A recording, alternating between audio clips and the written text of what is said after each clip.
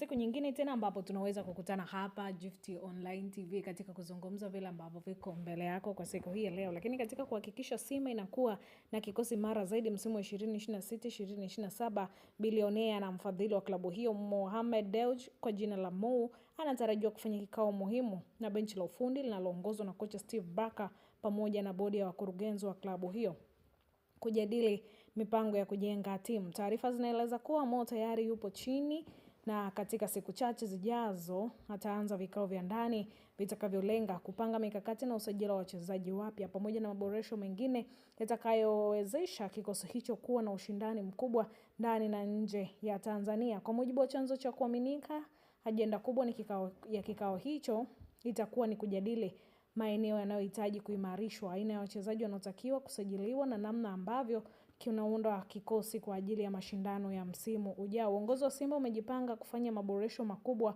katika maeneo yenye uhitaji na kuhakikisha timu inakuwa na ushindani mkubwa zaidi katika ligi kuu Tanzania bara ya michuano ya kimataifa. Hicho ndo chanzo ambacho kiliweza kuzungumza. Mbali na usajili wa wachezaji wapya, taarifa hizo zinaeleza kuwa Mo pia atazungumza na kocha Steve Barker kuhusu mustakabali wake wa ndani wa klabu hiyo, huku viongozi wakionyesha nia ya kuendelea naye msimu ujao ili kutekeleza malengo waliojiwekea. Hatua ya Mo kushiriki moja kwa moja katika maandalizi ya msimu mpya imeongeza matumaini kwa mashabiki wa Simba, ambapo kwa muda mrefu wamekuwa wakisubiri kuona timu yao ikifanya vizuri zaidi katika usajili wa nyota wenye uwezo mkubwa wa kurejesha kwenye mafanikio makubwa ya timu hiyo. Lakini iwapo mipango hiyo itatekelezwa kama ilivyopangwa, dirisha la usajili linatarajiwa kuwa miongoni mwa wenye ushindani mkubwa, huku Simba ikionyesha dhamira ya kujenga kikosi kwenye uwezo wa kupambana kwa mataji yote yatakayoshiriki msimu wa 2026-2027. Sasa hii ni Gift Online TV.